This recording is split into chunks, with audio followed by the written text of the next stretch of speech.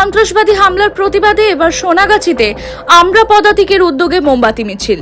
পেহেলগাঁয়ে ঘটে যাওয়া ভয়াবহ সন্ত্রাসবাদী হামলার বিরুদ্ধে ক্ষোভ প্রকাশ করতে সোনাগাছিতে মোমবাতি মিছিলের আয়োজন করল সামাজিক সংগঠন আমরা পদাতিক।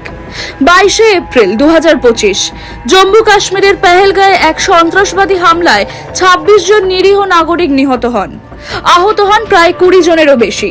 সেই ঘটনার প্রতিবাদে শনিবার সন্ধ্যায় শীতলা মন্দিরের কাছে এই কর্মসূচি অনুষ্ঠিত হয়। মিছিলে প্রত্যেকেই মোমবাতি হাতে দাঁড়িয়ে শোক ও প্রতিবাদের বার্তা দেন।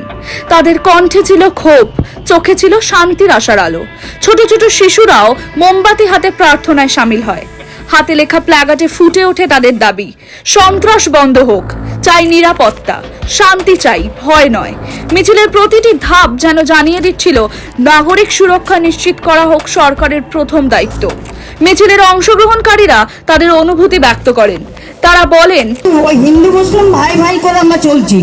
এই আমাদের ভারতবর্ষে সব জাতীয় মানুষ আছে, কিন্তু কখনো আমরা ভেদাভেদ করিনি। আজকে যা কিছু যেখানে হোক না কেন সবসময় হিন্দুদেরকে টানো, হিন্দুদেরকে মার্ডার করো, কিন্তু এইটা তো ঠিক না।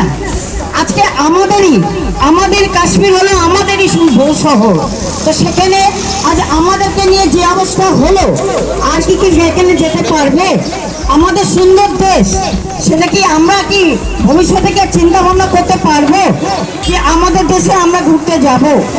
তো এইভাবে এই যে সন্ত্রাসবাদগুলো ছড়াচ্ছে, তো আশা করি আমরা তো আজকে জমায়েত হয়েছি সবাই মিলে, এবং সবাইকে বলছি আসুন আমরা সবাই মিলে জমায়েত হয়ে এটাকে প্রতিবাদ করি যে আমরা অশান্তি নয়, আমরা শান্তি চাই।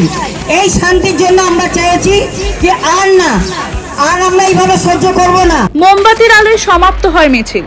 পেহেলগাঁয়ের শহীদদের স্মরণে 1 মিনিট নীরবতা পালন করা হয়। এরপর সকলে একসঙ্গে শপথ নেন সন্ত্রাসের বিরুদ্ধে লড়াই চালিয়ে যাবেন এবং শান্তিপূর্ণ নিরাপদ ভারতের জন্য কাজ করে যাবেন। টাইমস নাও খবর।